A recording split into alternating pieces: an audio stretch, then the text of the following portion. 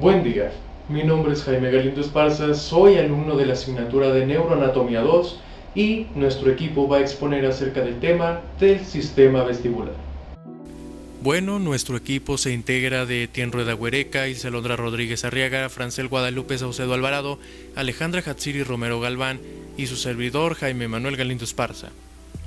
En esta ocasión toca a su servidor explicar la primera parte de este tema. ¿Cuál es la importancia del sistema vestibular? Pues que este es un componente esencial en la producción de respuestas motoras que son vitales para el funcionamiento diario y la supervivencia. Este sistema integra la información sensorial periférica de los receptores vestibulares, somatosensitivos, visceromotores y visuales y la información motora procedente del cerebelo y del córtex cerebral para controlar la postura y los movimientos del cuerpo y de los ojos con respecto al medio externo. Este se va a dividir en 5 componentes. El aparato receptor periférico, que se encuentra en el oído interno y es responsable de la transducción del movimiento y posición de la cabeza en la información nerviosa. Los núcleos vestibulares centrales, que comprenden un conjunto de neuronas del tronco del encéfalo y que son responsables de recibir, integrar y distribuir la información que controla las actividades motoras, como los movimientos de los ojos y de la cabeza, los reflejos posturales y los reflejos vegetativos que dependen de la gravedad y la orientación espacial. Tenemos la red vestibulo-ocular, que es parte de los núcleos vestibulares e interviene en el control de los movimientos de los ojos. La red vestíbulo-espinal, que coordina los movimientos de la cabeza, la musculatura axial y los reflejos posturales. La red vestíbulo-tálamo-cortical, que es responsable de la percepción consciente del movimiento y de la orientación espacial.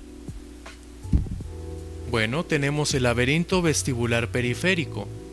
El laberinto vestibular contiene receptores sensoriales especializados y está formado por 5 estructuras receptoras distintas, 3 conductos semicirculares y 2 órganos otolíticos que están contenidos en la porción petrosa del hueso temporal.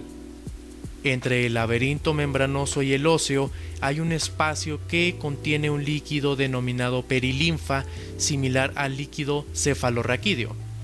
Aquí podemos ver el laberinto que se va a dividir en una porción ósea y una membranosa. La ósea es una envoltura que aloja y protege a las estructuras sensoriales vestibulares subyacentes. El membranoso, que está formado por tubos de conexión y dilataciones. Aquí se encuentran los receptores vestibulares de endolinfa. Tenemos los órganos receptores vestibulares. Las funciones de los 5 órganos receptores vestibulares del oído interno se complementan entre sí. Los conductos semicirculares lateral, anterior y posterior transducen los movimientos rotatorios de la cabeza, que es la aceleración angular. Los órganos otolíticos, urtrículo y sáculo, responden a los movimientos de traslación de la cabeza, aceleraciones lineales, o a la orientación de la cabeza con respecto a la gravedad. Las células receptoras de cada órgano vestibular están inervadas por fibras aferentes primarias que se unen a las de la cóclea para formar el nervio craneal vestíbulo-coclear, que es el octavo. Los somas de estas neuronas aferentes vestibulares bipolares se encuentran en el ganglio vestibular, o ganglio de Scarpa, que se encuentra en el conducto auditivo interno. Las prolongaciones centrales de estas células bipolares entran en el tronco del encéfalo y terminan en los núcleos vestibulares ipsilaterales y en el cerebelo. ¿Cuál es la irrigación? La irrigación del laberinto procede principalmente de la arteria laberíntica, que suele ser una rama de la arteria cerebelosa anteroinferior. Este vaso entra en el hueso temporal por el conducto auditivo interno. Si se interrumpe el suministro de sangre al laberinto, se compromete la función vestibular y coclear, y se producen síntomas asociados al laberinto, como vértigo u oscilopsia, y signos clínicos como nistagmo y marcha inestable. Aquí podemos observar lo que sería pues cada una de estas irrigaciones, ¿no? Como la arteria basilar, la arteria laberíntica y la arteria cerebelosa anteroinferior. Tenemos la enfermedad de Meiring. El equilibrio entre la concentración iónica de la endolinfa y de la perilinfa se mantiene por células secretoras especializadas que se encuentran en el laberinto membranoso y en el saco endolinfático. En esta enfermedad se altera el volumen normal de la endolinfa y se produce una hidropesia endolinfática, que es una distensión anómala del laberinto membranoso. Los síntomas pueden ser vértigo, que es la sensación de dar vueltas en el espacio, nistagmo posicional y náuseas. Síntomas auditivos y vestibulares con vómitos, acúfenos, que es zumbido en el oído, y una incapacidad total de hacer movimientos con la cabeza o incluso de permanecer de pie sin moverse. Y bueno, aquí tenemos un ejemplo, ¿no?, de esta enfermedad muy representativa. Tenemos la dehiscencia de los conductos semicirculares. Una parte del hueso temporal que cubre el conducto semicircular anterior o posterior se adelgaza tanto que se crea una abertura o una dehiscencia cerca de la dura madre. Los síntomas son vértigo y oscilopsia, la sensación de que los objetos se mueven oscilando en los campos visuales. En respuesta a sonidos intensos tenemos el fenómeno de Tulio, o en respuesta a maniobras que cambian la presión intracraneal o en el oído medio. Los movimientos oculares nistagmo se alinean con el plano del conducto abierto superiormente. Y bueno, aquí puede el movimiento oscilar arriba y abajo o izquierda a derecha.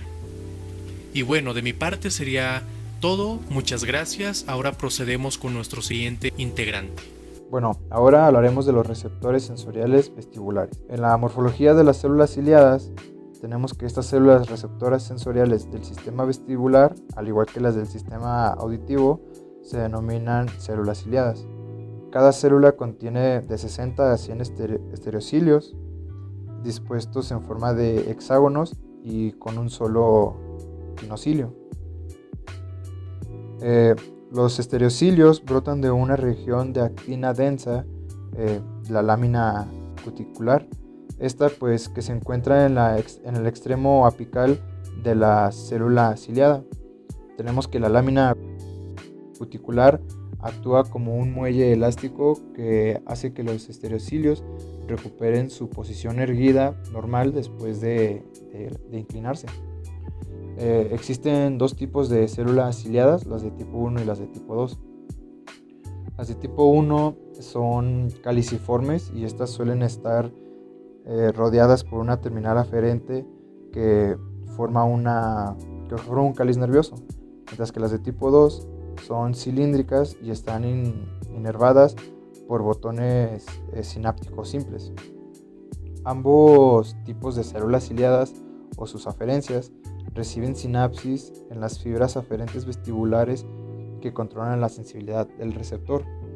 Estas fibras eferentes utilizan la acetilcolina y el péptido relacionado con el gen de la calcitonina como neurotransmisor. Dentro de cada ampolla, las células ciliadas y sus células de sostén están incrustadas en un pliegue neuroepitelial con forma de silla de montar, que se extiende por la base de la ampolla. Las células ciliadas de tipo 1 se concentran en las regiones centrales de la cresta y las de tipo 2 son más numerosas en la periferia. De la cresta sale una estructura gelatinosa que se llama la cúpula, que esta envuelve por completo los estereocilios de las células ciliadas. Tenemos que la cúpula se sujeta al techo, a las paredes de las ampollas, fuera de un compartimento líquido hermético y con la misma densidad específica de la endolinfa. Los movimientos de rotación de la cabeza pues producen la aceleración angular que hacen que la endolinfa de los conductos membranosos pues haga un desplazamiento, se desplace, de forma que la cúpula se empuja a un lado y hacia otro. Bueno, ahora tenemos lo que es la transducción de las células ciliadas. Los movimientos de los estereocilios hacia el quinocilio hacen que la membrana de las células ciliadas se despolaricen, lo que ocasiona un aumento de la frecuencia de descarga de las fibras aferentes vestibulares. Tenemos también que se inclinan alejándose del quinocilio, pues las células ciliadas se hiperpolarizan y la frecuencia pues, de descarga aferente también disminuye. Pues en pocas palabras, la transducción es la membrana de las células ciliadas al recibir el estímulo mecánico producido por el movimiento de los cilios y de la placa cuticular. Varía su permeabilidad al paso de iones, aumenta la difusión de potasio y modificando su potencial de reposo. La aproximación de los estereocilios hacia el quinocilio hace que los canales de potasio de las puntas apicales de los estereocilios se abran. Aquí la parte de arriba se repite. Tenemos que el potasio entra en la célula desde la endolinfa y despolariza la membrana celular. A su vez, esta despolarización hace que se abran los canales de calcio dependientes de voltaje situados en la base de las células ciliadas, permitiendo que el calcio entre a la célula.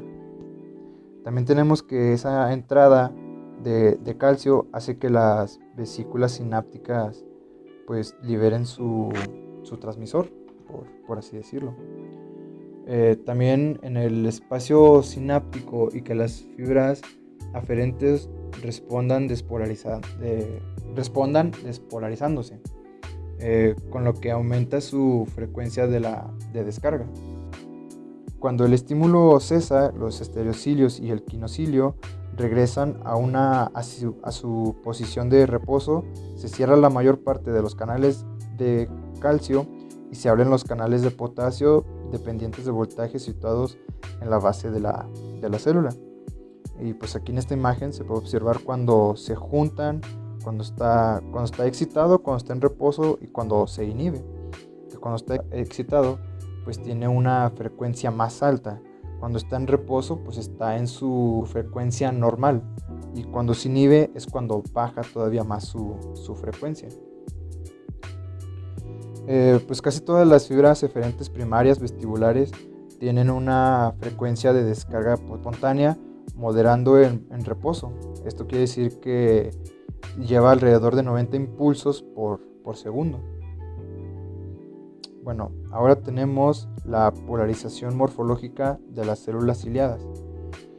Bueno, en la cresta del conducto semicircular lateral, las células ciliadas se organizan de forma que el quinocilio queda en el lado más próximo al utrículo.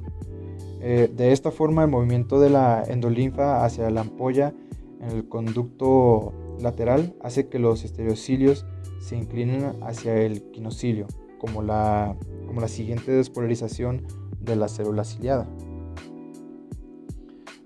Tanto en el utrículo como en el sáculo, la membrana otolítica que cubre las células ciliadas contiene una pequeña depresión curva, como se muestra en la imagen.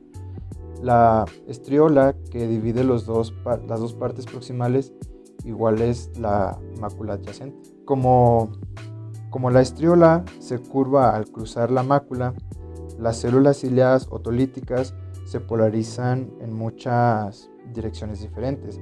De esta forma, las células ciliadas del utrículo y del sáculo son sensibles a la dirección de una gran variedad de posiciones y movimientos lineales de la cabeza, pues esto al hacer algún tipo de movimiento. Bueno, tenemos ahora los conductos semicirculares y órganos otolíticos. Como ya lo he mencionado antes, los receptores vestibulares transducen los estímulos de movimiento y posición. Esto pues en señales nerviosas que que se envían al cerebro. Tenemos que los conductos semicirculares responden a la aceleración angular. Esto pues quiere referirse a una rotación. Resultante de los giros de la cabeza o el cuerpo, tenemos que los órganos otolíticos responden a las aceleraciones más que nada lineales. La aceleración lineal más destacada en la Tierra es pues con lo que se llama como fuerza constante de la gravedad, lo que nos lleva pues hacia el piso, ¿no? Vaya. Con el que se experimenta esto se puede experimentar también al momento de columpiarse o pues viajar en un avión. Esto pues se acopla a la gravedad para cambiar la dirección o la amplitud de la aceleración gravitacional pues resultante, y puede disminuir mucho en los vuelos pues espaciales. También esto se produce con aceleraciones lineales en situaciones como en el automóvil ascendente y descendente durante la marcha y aceleración del mismo automóvil. Los órganos otolíticos responden asimismo a la inclinación de la cabeza con respecto a la gravedad. Más adelante pondré una foto para que se entienda un poquito mejor. Bueno, ahora la función de los conductos semicirculares. Los conductos semicirculares son 3 tubos muy pequeños. Estos se ubican en la parte del oído interno, que contienen líquido y ayudan a mantener el equilibrio, vaya. Cuando uno mueve la cabeza, el líquido al interior de estos conductos semicirculares pues se agita y mueve los diminutos, pelos, por así decir, de cada canal. Un giro de la cabeza al lado izquierdo hace que los estereocilios de la ampolla del conducto lateral izquierdo se inclinen hacia su quinocilio. Esto se puede llamar como la excitación que provoca. Y pues simultáneamente las células ciliadas de la ampolla del conducto lateral derecho se hiperpolarizan, de forma que la frecuencia de descarga de sus fibras aferentes pues disminuye. Y bueno, también tenemos que un giro a la cabeza al lado derecho produce pues la misma reacción, pero con una respuesta pues contraria, vaya. Y pues aquí en esta imagen se puede explicar mejor cómo al momento de tener la cabeza intacta, pues estas fibras, estos cilios, pues se mantienen intactos. Al momento de girar la cabeza a un lado o al otro, pues dependiendo de qué lado se gire, se van a juntar, provocando así la excitación, que es cuando aumenta la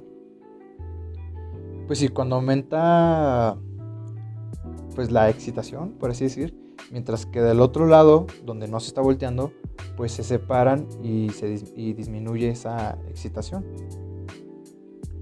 Bueno, los conductos semicirculares derecho e izquierdo de cada par funcional siempre responden de manera opuesta a los movimientos de la cabeza que los afectan. Y por último, tenemos lo que es la función de los órganos osteolíticos.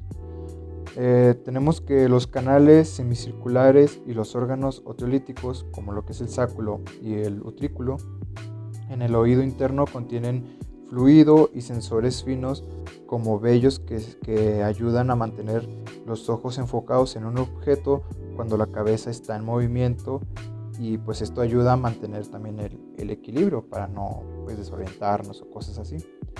Al igual que las respuestas de las células ciliadas de los conductos semicirculares, las células ciliadas de los órganos osteolíticos se despolarizan cuando los estereocilios se inclinan hacia el quinocilio, como lo que les explicaba anteriormente, y se hiperpolarizan cuando se alejan de él. Tenemos también que estas células ciliadas de un lado de la estriola se despolarizan y las del otro lado pues se hiperpolarizan. También aquí, como en esta imagen, pero aquí se refiere más a lo que es la vista y tener los los ojos enfocados en un solo lugar, pues mientras movemos la cabeza. Así el movimiento decodifica mediante un mapa macular del espacio direccional. Hola, muy buenas tardes. Mi nombre es Romero Galván Alejandra Hatsiri y hoy les voy a platicar un poco sobre los núcleos vestibulares. La información nerviosa que transporta las fibras aferentes vestibulares se transmiten a los 4 núcleos vestibulares que se encuentran en el rostro vulvar y en el puente. El número 1 es el núcleo vestibular superior. Este se sitúa superolateral en el puente central, limitado por el cuerpo restiforme y por el cuarto ventrículo. El segundo núcleo vestibular es el medial. Este se encuentra en la porción lateral del suelo del cuarto ventrículo, prácticamente a todo lo largo de su extensión retrocaudal. El tercer núcleo es el vestibular lateral. Este ocupa una posición lateral con respecto al núcleo vestibular medial y contiene algunas neuronas grandes que se conocen como células de Deiters. Y en posición lateral con respecto al núcleo vestibular medial se encuentra el núcleo vestibular inferior o descendente. Este se extiende por gran parte del bulbo. El procesamiento de la información sobre posición y movimiento para controlar los reflejos visuales y posturales tienen lugar principalmente en los núcleos vestibulares. Por eso los principales destinos de las eferencias de los núcleos vestibulares son los núcleos motores, oculares, el archicerebelo, los núcleos vestibulares contralaterales, la médula espinal, la formación reticular y el tálamo. Cada núcleo vestibular difiere en su citoarquitectura y en sus conexiones aferentes y eferentes. Ahora continuaremos con las fibras aferentes vestibulares. Las fibras aferentes vestibulares primarias entran en el tronco del encéfalo por la unión ponto-vulvar. Estas fibras atraviesan el cuerpo restiforme y a continuación se bifurcan en ramas ascendentes y descendentes. Las fibras aferentes de los conductos semicirculares se proyectan principalmente a los núcleos vestibulares superior y medial, aunque son los menos impulsos que llegan a los núcleos vestibulares lateral e inferior. Las terminaciones de las fibras aferentes vestibulares en neuronas de los núcleos es muy ordenada.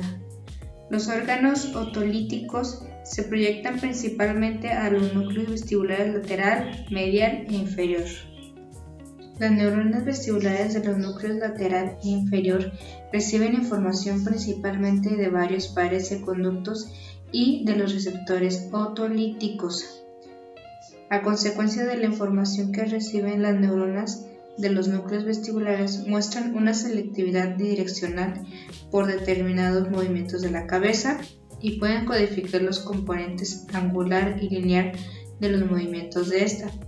Estas células distribuyen información sobre la dirección y la velocidad del movimiento de la cabeza y sobre su posición con respecto a la gravedad hacia muchas regiones diferentes del encéfalo. Ahora veremos las conexiones cerebelosas. El laberinto vestibular es el único órgano sensorial del organismo que envía proyecciones aferentes primarias directas al córtex y a los núcleos cerebelosos. Estas fibras vestibulocerebelosas primarias pasan por el cuerpo yuxtarestiforme, que es la parte medial y más pequeña del pedúnculo cerebeloso inferior. Estas fibras primarias envían colaterales al núcleo dentado y terminan como fibras musgosas en el nódulo, en la úvula y quizás en el flóculo. Las neuronas de los 4 núcleos vestibulares también envían axones al cerebelo como proyecciones vestibulocerebelosas secundarias. Estos axones terminan en el lóbulo flóculo-nodular, en la úvula, en las porciones inmediatamente adyacentes para el flóculo y en los núcleos del fastigio y dentado del cerebelo. Ahora vamos a hablar de las conexiones comisurales. Salen de las fibras vestibulo-vestibulares comisurales de todos los núcleos vestibulares, pero parecen hacerlo en mayor número de los núcleos superior y medial. Muchas de estas fibras forman conexiones recíprocas con el núcleo contralateral análogo. La mayor parte de las células vestíbulo-vestibulares contienen el neurotransmisor GABA o la glicina, aunque algunas pueden servirse de aminoácidos excitadores. Estas fibras comisurales aportan las vías que permiten comparar la información de los pares de conductos semicirculares y los órganos otolíticos correspondientes.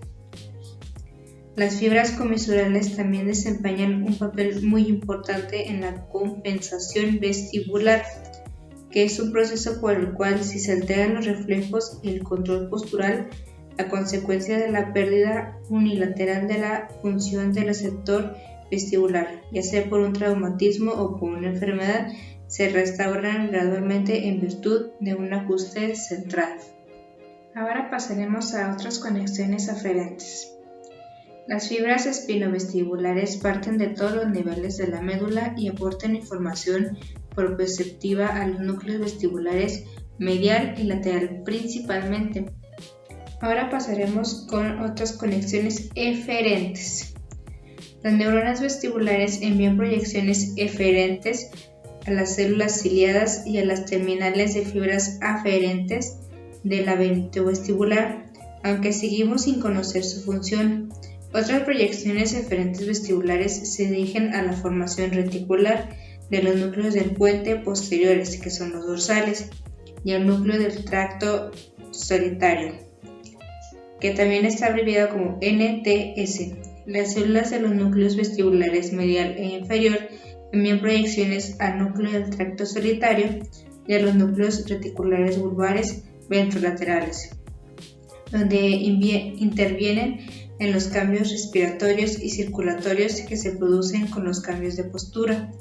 Estas respuestas vegetativas vestibulares compensatorias sirven para estabilizar la respiración, la frecuencia cardíaca y la presión arterial durante los cambios de postura normales del cuerpo con respecto a la gravedad y en la locomoción. Muchas veces los trastornos vestibulares agudos ocasionan una disfunción de las respuestas vegetativas vestibulares que pueden causar hipotensión ortostática, taquicardia postural y caídas. Las conexiones recíprocas entre el cerebelo y los núcleos vestibulares constituyen importantes mecanismos reguladores para el control de los movimientos como de los ojos, de la cabeza o de la postura. Yo soy Ilse y les voy a hablar sobre la red vestibulocular, sobre el tracto vestibuloespinal lateral. La red vestibulocular es parte de los núcleos vestibulares e interviene en el control de los movimientos de los ojos. Mientras tanto, la red vestibuloespinal coordina los movimientos de la cabeza, la musculatura axial y los reflejos postulares. El reflejo vestíbulo ocular rotatorio contiene 3 subtipos, entre ellos se encuentran los verticales y el sacculo. Estos son los encargados de los movimientos verticales de los ojos. El segundo son los movimientos laterales y el utrículo, que son los encargados de los movimientos horizontales. Y el tercero son los movimientos verticales y el utrículo, que son los encargados de los movimientos de la torsión. El reflejo vestíbulo ocular lineal es el que depende de la información de los receptores de los órganos otólicos que intervienen en las conexiones con los grupos de motoneuronas extracelulares. Estos movimientos lineales no implican la rotación de la cabeza, sino que también producen el correspondiente del reflejo vestíbulo ocular. Por lo tanto, un ejemplo de esto sería que los movimientos de la cabeza de lado a lado producen un movimiento ocular horizontal en sentido opuesto al del movimiento de la cabeza. El nistagmo es un movimiento incontrolable e involuntario. El movimiento puede ser horizontal, vertical o rotatorio, oblicuo o una combinación de estos. Los movimientos del nistagmo se designan en función de la dirección de la fase del retorno rápida, por ejemplo, como el nistagmo hacia la izquierda o el nistagmo hacia abajo. El tracto vestibuloespinal lateral parte principalmente de las neuronas de los núcleos vestibulares laterales e inferiores y envían proyecciones a todos los niveles de la médula espinal ipsilateral. Las células anterorrostrales del núcleo lateral se proyectan en la médula cervical, mientras tanto las células en regiones posterior-caudales se proyectan en la médula lumbosacra. Mi nombre es Francel Saucedo y voy a hablarles de los siguientes temas: tracto vestibuloespinal medial, tálamo vestibular, cortes vestibular, navegación, mareo y vértigo, vértigo posicional y neuritis vestibular. Tracto vestibuloespinal medial. La acción de la estimulación vestibular sobre los músculos del cuello va a surgir principalmente a través de neuronas en el tracto vestibuloespinal medial. Estas fibras se van a originar en el núcleo vestibular medial, aunque tiene proyecciones menores que van a surgir en los núcleos vestibulares tanto inferior como lateralmente. Estos van a recibir información de los receptores vestibulares y del cerebelo, así como información somatosensorial de la médula espinal. Estas fibras van a descender bilateralmente a través del fascículo longitudinal medial para terminar en las láminas 7 y 9 de la médula espinal. Estas fibras van a transportar señales tanto excitadoras como inhibidoras y terminan en las neuronas motoras flexoras y extensoras del cuello, así como en las neuronas proespioespinales. Las neuronas van a procesar esa información y van a transmitir las señales excitatorias a los músculos extensores del cuello. Tálamo vestibular. Las percepciones cognitivas del movimiento y la orientación espacial surgen a través de la información convergente de los sistemas vestibular, visual y somatosensorial en el nivel tálamo-cortical. Estas neuronas del núcleo vestibular se van a proyectar bilateralmente hacia el tálamo, pero la mayoría de estas fibras van a terminar en núcleos talámicos contralaterales. Se han identificado varias regiones del tálamo importantes que responden a la estimulación vestibular. También uno va a estar ubicado en el núcleo posterolateral ventral, con algunas células adyacentes ubicadas en el núcleo posteroinferior ventral. Estos núcleos van a recibir información somatosensorial y se van a proyectar a la corteza somatosensorial primaria, que son las áreas 3A y 2V, la corteza somatosensorial secundaria, la corteza parietal posterior, son equivalentes al área 5 y 7 de la ínsula de la corteza temporal. Cortes vestibular. Primero están las áreas 2V y 3A en la corteza somatosensorial primaria. El área 2V se encuentra en la base del surco intraparietal, justo por detrás de las áreas de la mano y de la boca y la circunvolución poscentral. La estimulación eléctrica del área 2V en humanos va a producir sensaciones de movimiento en todo el cuerpo. El área 3A se encuentra en la base del surco central y está adyacente a la corteza motora y recibe información de las neuronas talámicas. El segundo es el área 7 de la corteza parietal, que aquí también se han observado neuronas vestibulares en la corteza parietal posterior, en el área 7, en el área intraparietal ventral, en el área intraparietal medial y en el área temporal superior medial. Aquí va a contener neuronas multimodales implicadas en la codificación espacial. Estas neuronas van a responder a señales de movimiento visual, o también conocida como flujo óptico, y movimiento corporal a través del espacio.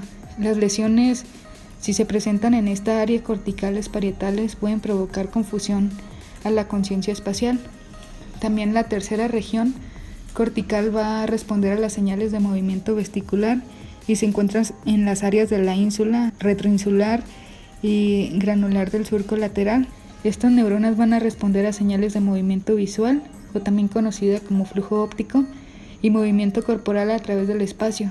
Las lesiones, si se presentan en esta área corticales parietales, pueden provocar confusión a la conciencia espacial. También la tercera región cortical va a responder a las señales de movimiento vestibular y se encuentra en las áreas de la ínsula, retroinsular y granular del surco lateral, denominadas en conjunto como corteza vestibular. El cuarto es la corteza prefrontal del área 6 y de la circunvolución frontal superior, y estas van a recibir señales vestibulares y están relacionadas con el campo ocular. Navegación. La navegación es la capacidad de mantener un sentido de dirección y de navegar a través de ubicaciones espaciales en una función cognitiva esencial. Algunos estudios sugieren que existe un modelo interno para la representación espacial de nuestro entorno. también conocido como mapa cognitivo, y se utiliza para la navegación. Estas se van a encontrar en el tálamo, en la región del hipocampo. La corteza entorrinal y el subículo participan en las tareas de la navegación. Se han identificado al menos 5 tipos de celda que van a contribuir a la orientación espacial, incluidas las celdas del lugar, celdas de cuadrícula, celdas de dirección de cabeza, celdas de borde y celdas de velocidad. Digamos que el daño en estas áreas va a afectar una variedad de habilidades espaciales y direccionales. Las células del lugar se van a encontrar principalmente en el hipocampo y se descargan en relación con la ubicación del animal en el medio ambiente. Las células de cuadrícula están en la corteza entorrinal y responden a un patrón teselado a una ubicación espacial, y las células de dirección de la cabeza en el tálamo dorsal. Estas áreas afectan, digamos que, una variedad de habilidades espaciales y direccionales. Mareo y vértigo.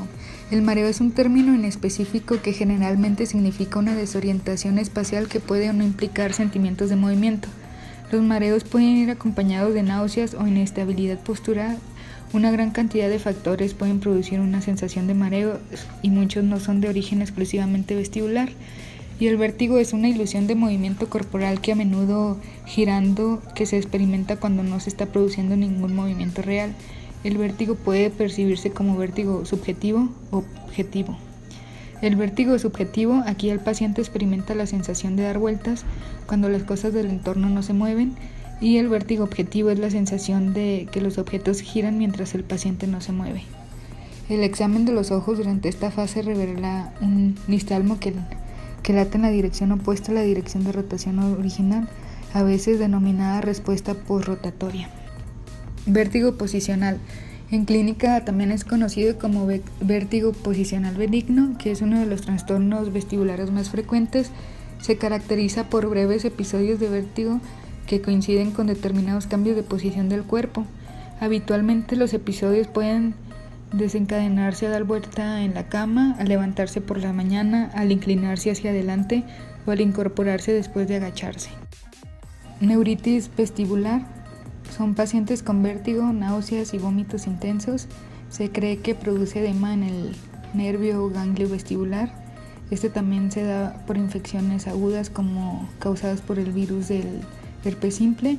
Algunos pacientes admiten haber pasado recientemente una infección de vías respiratorias superiores como un catarro o una gripe.